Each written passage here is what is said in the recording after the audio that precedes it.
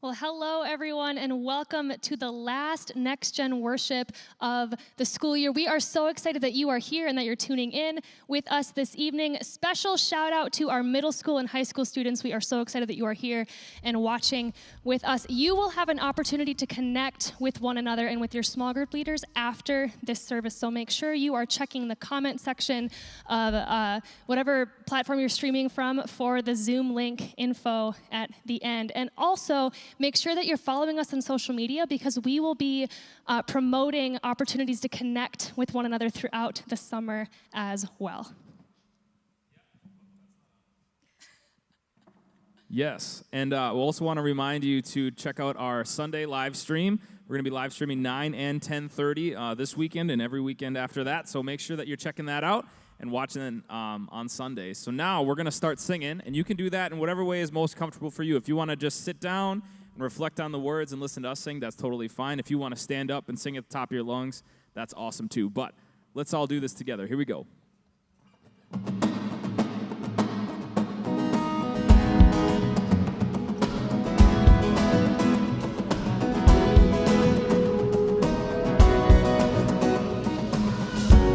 When night is falling, fear is coming, still you're calling me.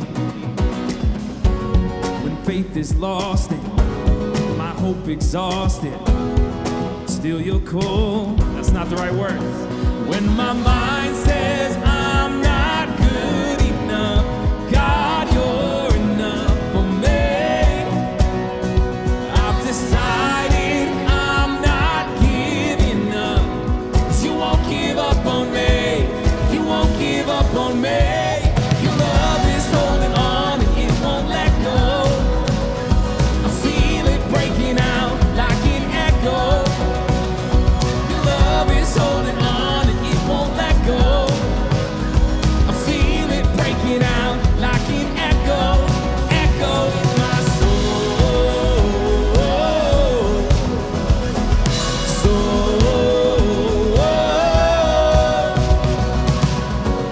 In every season, you keep repeating promises to me. Now there's no stopping what you have started until it is complete. When my mind says I'm not good enough, God, you're enough for me. I've decided I'm not giving up, 'cause you won't give up on me. You won't give up on me. Your love is holding on and it won't let go. I feel it breaking out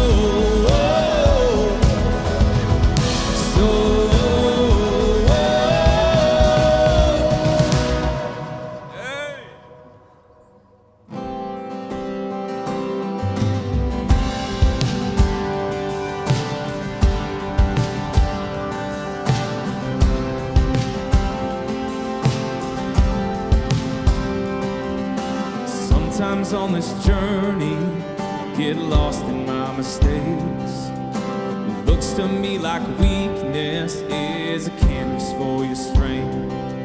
My story isn't over, my story's just begun. 'Cause failure's never final, that's what my Father does. No failure won't define me, 'cause that's what my Father does. Ooh, lay your burdens down. Ooh, here in the Father's house, check your shame at the door, 'cause it ain't welcome anymore. Ooh, you're in the Father's house.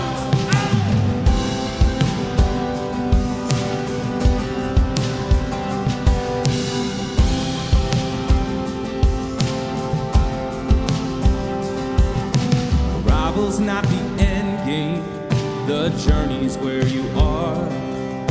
You never wanted perfect, you just wanted my heart. The story isn't over, the story isn't good. 'Cause failure's never final when the Father's in the room. Sing, failure's never final when the Father's in the room. Ooh,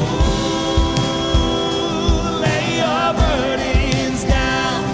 Ooh, here in the Father's house, check your shame at the door, 'cause it ain't welcome anymore.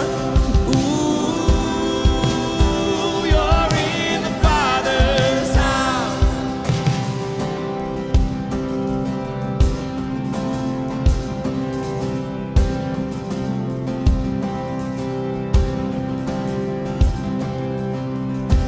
Prodigals come home, the helpless find hope.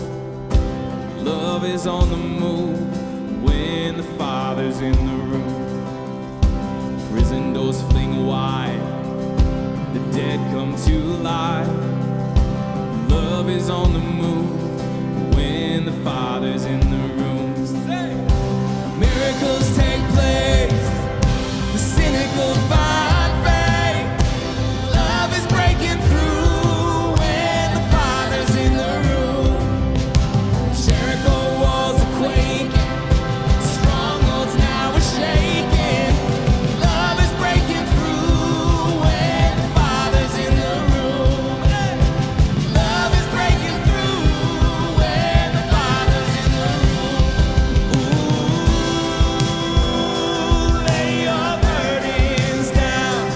Ooh, here in the Father's house, check your shame at the door, 'cause it ain't welcome anymore.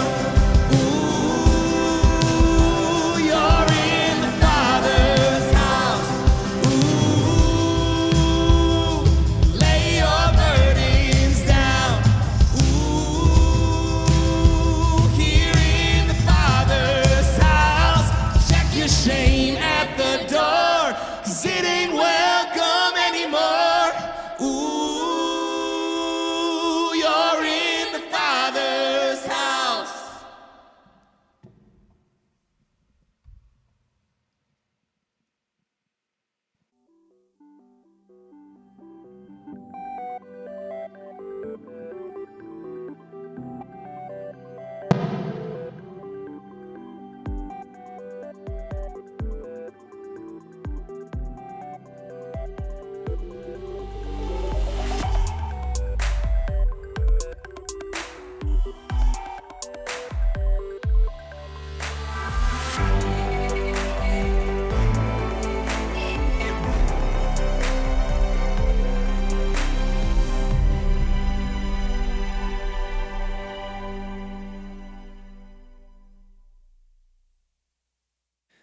Hey, welcome to the last night of virtual NextGen for the year. I didn't think in September I would ever utter those words. Welcome to the last night of virtual Wednesday Night Live. Did anybody think that was going to happen? It has been a year of some really exciting ups some really low lows, and I don't know where you're at tonight, but we are glad that you have tuned in with us because we're going to do something a little bit different. You don't just have to listen to me tonight. Kaylin and Sarah are here with me, and so we're going to have a seat. And tonight we're really going to spend most of our time just talking about that big question we've been wrestling through all year. And that is, what do you believe? And why does what you believe matter? Does it actually matter what we believe? And so tonight we're going to take a look at a story where Jesus meets a guy for the first time. And it's in that meeting that I think we get to see a little bit more about who Jesus is. And the Jesus that we see is a Jesus who wants to know us personally. So Sarah and Caitlin, we'll be in Luke chapter 19, beginning in verse 1. So grab your Bibles, and while you're looking up Luke 19:1, as you guys think about your middle school and high school years and growing up, and maybe even now, who is it who knew you well? Yeah, for me, it was my youth director growing up. I went to this really small church, so there was like 3 or 4 of us in my class, and so my youth leader, Megan, spent a lot of time just investing in me and getting to know me. She was there through my awkward middle school years and there as I was figuring out who I am and what matters to me and what I stand for, and she was the person that I could go to when I messed up. When I screwed up and I just didn't know what to do, I could go to her and say, Megan, what do I do to fix this? And she was also the person that would text me and say, congrats on winning the soccer game, or how's this going? She just knew my life and knew what I cared about, and just was always there through the highs, the lows, and the things that maybe didn't seem to matter to anyone else. They mattered to her because they mattered to me. So That's awesome. And the person who I think knows me really well, even now, and who knew me really well in middle school was actually my youth pastor in middle school, Dave. And he really showed me and also taught me what a relationship with Jesus looked like in action. And unfortunately, when I was in high school, I actually stepped away from the church and chose a life that was not in relationship with God. And as I was entering into college, I started making life choices that were not reflective of who I was and the person that I thought that I was going to become. And just was really living a life that was not honoring to God at all. And when my life kind of hit rock bottom and when things kind of all fell apart, Dave was there. And he was the one waiting with open arms and reminding me of the person that I was when I was with God and in relationship with God, and also reminding me of the person that I could be if I stepped back into a relationship with God. And Dave really took a chance on me too, because as I was kind of testing out the waters of church again, and as I was going, as I was learning more about what a relationship with God looks like now, he actually invited me to start volunteering in his youth group at the time. And so the youth group that I grew up in was now the youth group that I was volunteering in. And then he really became kind of a ministry mentor figure for me. So then as I transferred to Bethel and as I continued to go through college and as I continued to follow this calling that I believed God had for me, Dave was there every single step of the way reminding me of what I was capable of. So Yeah, I think it's so important for us to have people like that in our lives who are walking alongside of us, who are encouraging us, who are, they're there when times are hard. And the story we're going to look at tonight in Luke 19 is probably super familiar to you. It's a story of when a guy named Zacchaeus meets Jesus for the first time and kind of what happens as a result of that.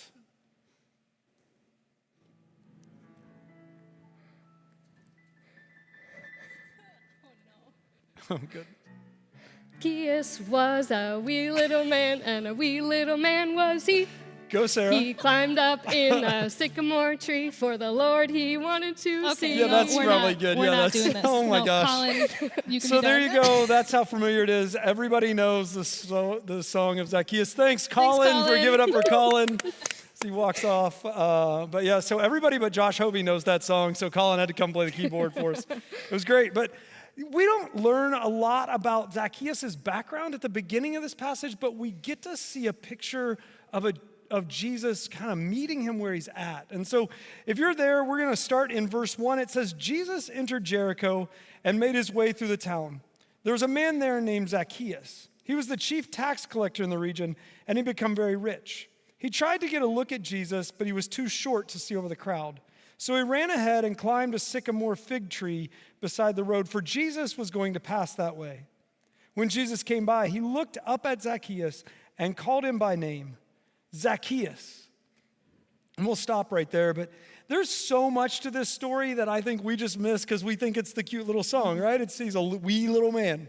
We don't know how tall he was. Maybe everybody else at that time was super tall. So he has to climb this tree, but I think what we see is a guy who's got his life pretty well together. I mean, he's a tax collector. That was a good profession back then. But he hears Jesus is coming to town, and he goes running to the tree, running to climb up to see Jesus, because we don't know if did he want to see Jesus, or did he want Jesus to see him?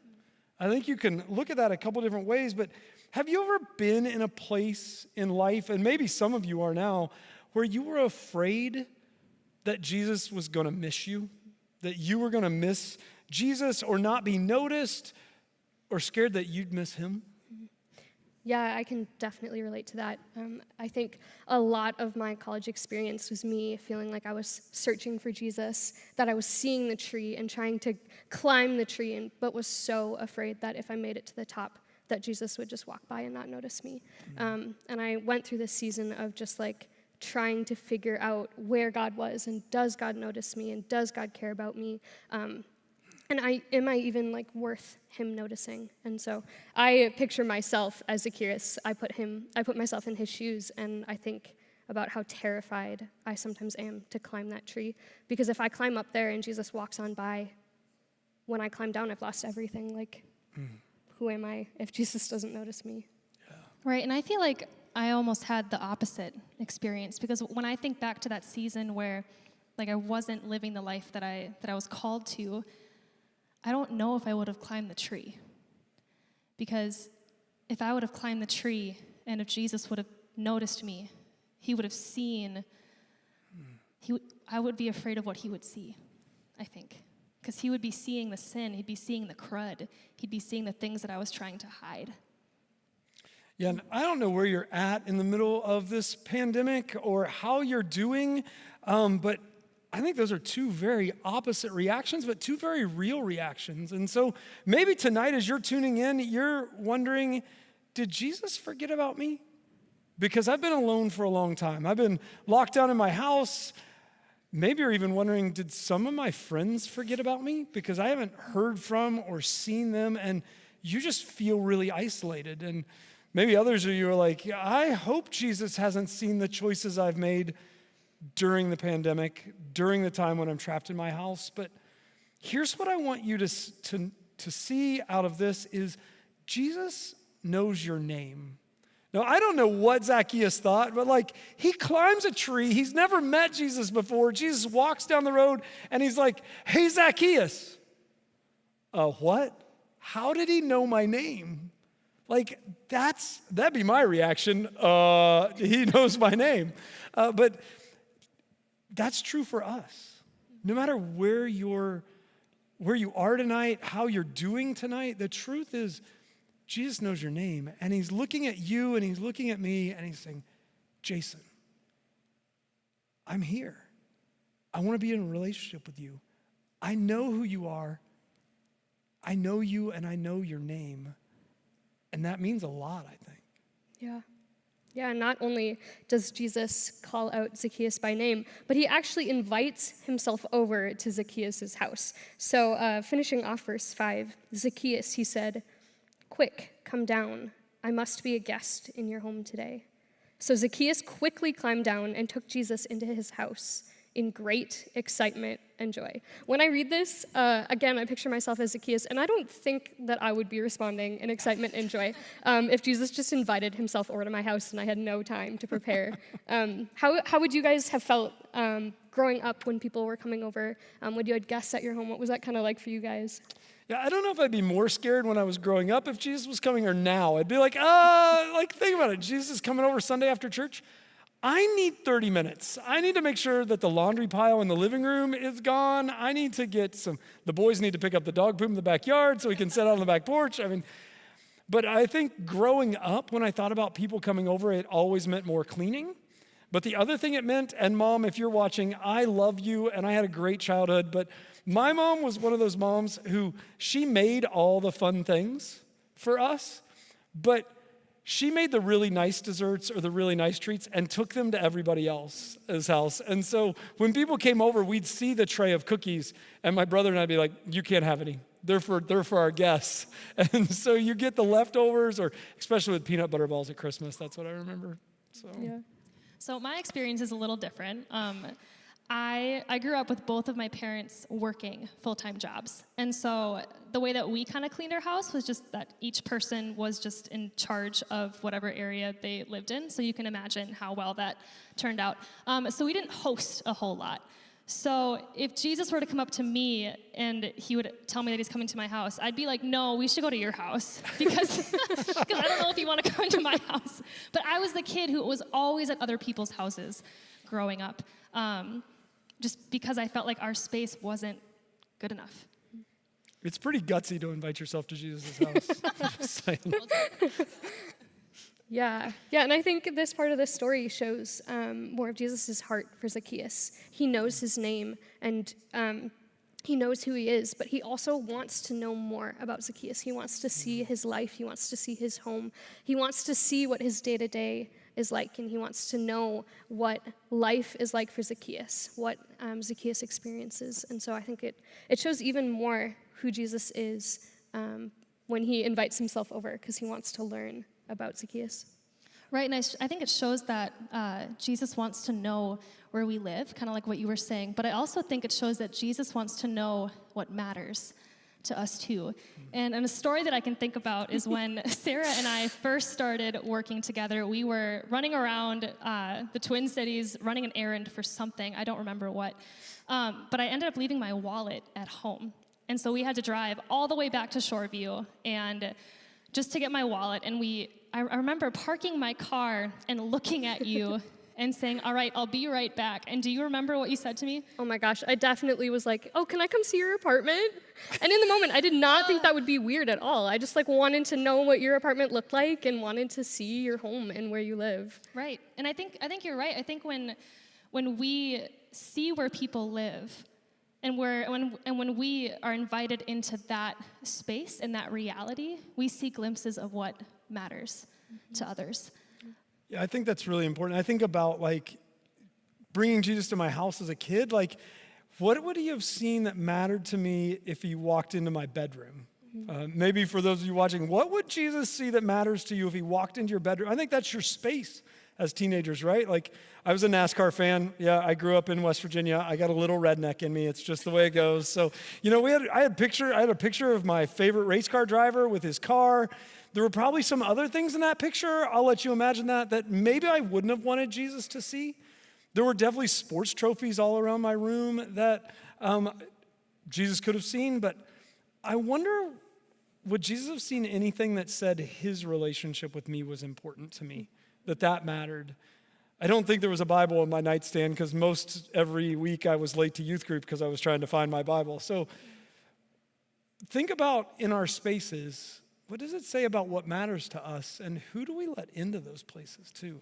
Right, and I think the story of Jesus and Zacchaeus also kind of points to how Jesus would respond to that as well. And if we pick up in verse 7, it says this: "But the people were displeased, and they said, 'He has gone to be the guest of a notorious sinner,' they grumbled." A notorious sinner. That's we need that rude on the name tag. I know, that's so mean. Yikes. I don't like that, but as I think about that, I think about times in my life when I was like the people in the story, and when I was quick to judge, and when I thought that I knew everything about that person, and it was quick to blame them, and was quick to label them. And so just in our conversation, can you guys think of either that kid in youth group or that kid in your class that you may have been quick to judge? I think there were some nights at youth group, that was me. I was the kid that everybody else was looking at. And he's the notorious sinner. Everybody stay away from Jason. So, and some of that was earned, some of that was not earned. But when I really think about this, I think about a story that actually happened in college. I came home from college, and I made a lot of really bad choices in high school. We won't get into that. But I had one friend who walked by me through all of that. And really, honestly, when I graduated high school, I had two friends. So if you ever thought I was really popular or cool, I have never been popular or cool. So I had these two friends when I graduated. And the one went off and joined a frat in college. And so we come back, and he's part of a fraternity, and he's doing all the things that you would imagine guys do who join a fraternity. And my other friend was like, you know what? I think you should just give up on him. I think he's made choices. He's taken himself out of what we believe or what we thought was right, and you should just turn your back. And I literally was angry. I think it's one of the first times I've been angry about somebody telling me not to be friends with someone. That's not what Jesus asked us to do. That's not what Jesus does for Zacchaeus. And I think I even remember, do you know all the stuff he walked through me with? And you want me to walk away now? Not a chance. And we have a responsibility as leaders and as a church to model that with Jesus and not walk away from those notorious sinners, but actually provide a place for them to come in. Yeah, and I think it's crazy too, Jesus knows what Zacchaeus has done through and through. He knows everything Zacchaeus has done. And that doesn't scare him away. Jesus doesn't run away from him or turn his back or turn up his nose at Zacchaeus. Instead, he invites himself over for lunch to get to know Zacchaeus. And so I think that shows us that Jesus wants to get to know us even though he knows everything we've done. And I think also, too, we see Zacchaeus' response to this, which I think is really awesome. So if you guys want to pick back up in verse 8, it says, "Meanwhile, Zacchaeus stood before the Lord and said, 'I will give half my wealth to the poor, Lord. And if I have cheated people on their taxes, I will give them back 4 times as much.'" And I think this is just really sweet to see because in Jesus getting to know Zacchaeus, it shows Zacchaeus the person that he could be. And it shows him that because he's valued and validated by Jesus, that he doesn't need to search for value and meaning through all the things that he has or from taking from others, but he can actually share hope with other people through giving back. And I think that's just really cool to see Jesus' love changing Zacchaeus, not out of shame or condemnation, but out of love. So yeah, he never points a finger. He never says, "Hey, Zacchaeus, you should give all that money back." Mm-hmm. He says, "I'm coming to lunch," invites himself into the place, into his space, gets to know him, knows what matters to him, and Zacchaeus just naturally has this change of heart, which is pretty amazing. And so I think when we look at the big picture of the story and we look at the ways that Zacchaeus and Jesus interact and what Jesus calls out in Zacchaeus throughout the story, I think that this story really teaches us that Jesus wants to know us personally. Jesus wants to know us, and he wants to know you personally. And I know that there are seasons that we go through where that's super hard. And in the season that I talked about, when I was in college, when I was making wrong choices, it was really hard to come back into understanding that there was a God out there who wanted to know me personally. And that was why having someone like Dave in my life who knew me personally, but also knew Jesus personally and knew that Jesus wanted to know me personally, that was so important during that season of my life, just having those people in my life to point me to the Jesus who is personal. Yeah, that's so powerful. Think about that. The creator of the universe wants to know us personally. I mean, he knows our names. He knows where we live. I mean, I don't think he had to get directions to Zacchaeus' house. I'm pretty sure he knew where it was. He knows what matters to us. He knows the times we've failed, the times we've doubted. He knows all the stuff we've done. He knows the good stuff. He knows the bad stuff. He knows the struggles. And yet he knows what we can do as well. And just amazing. And I think we see the heart of Jesus at the end of this story. In verse 10, he says, "For the Son of Man came to seek and save those who are lost." Jesus came to live, to die, and rise again to know you and I personally, so that we could know him and he could know us. And that can be hard to believe. It can be hard to hold on to. There's going to be times in your life when you doubt that. And I think that's why it's really important to have those mentors that you guys talk about, who are walking alongside of you, who are showing you, you know what? I believe. I know Jesus personally. Let me help you know Jesus personally. And so as you think about this is why we love our small group leaders. As we come to the end of another year of ministry here at Calvary, I am so thankful for our small group leaders, for those leaders who have invested every Wednesday night to show up for their kids. Kids, I want you to hear that and to realize that as you get ready to go into your Zoom rooms. These leaders care about you. They care about who you are. They care about what's going on in your life. They want to know what matters to you.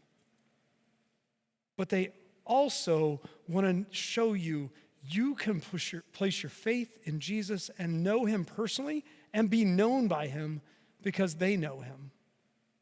So leaders, thank you for all you've done. And students, I hope you realize what an incredible gift those leaders are to you. Would you pray with me? God, thank you for the leaders who have been in our lives, for those who have loved us, who have walked alongside of us. God, for the people you brought into my life who helped carry me through, I am thankful. God, I'm thankful just as much, though, for the leaders who are involved in our ministry here, who are loving these middle school and high school students. Thank you for these people who have come. Thank you for their sacrifice. God, thank you that they know you personally and that relationship with you has changed their lives. God, thank you that they show up every week. God, thanks for knowing us, for loving us. God, I pray for each of these students this summer. It's going to be a weird summer. God, it's going to be different, and I pray that we can find ways to find peace in that. And that, God, when anxiety comes and when struggles come and when questions come, we know that there's a God who doesn't change, a God who's right there walking with us.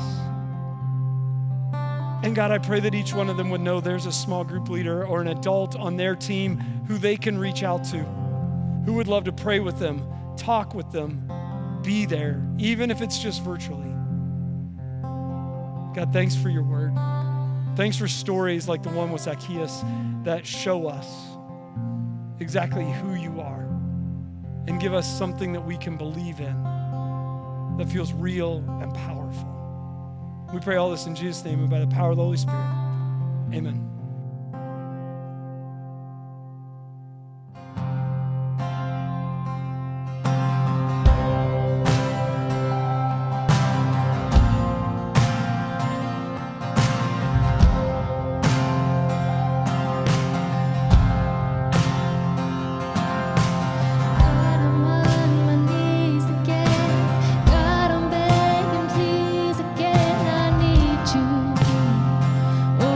I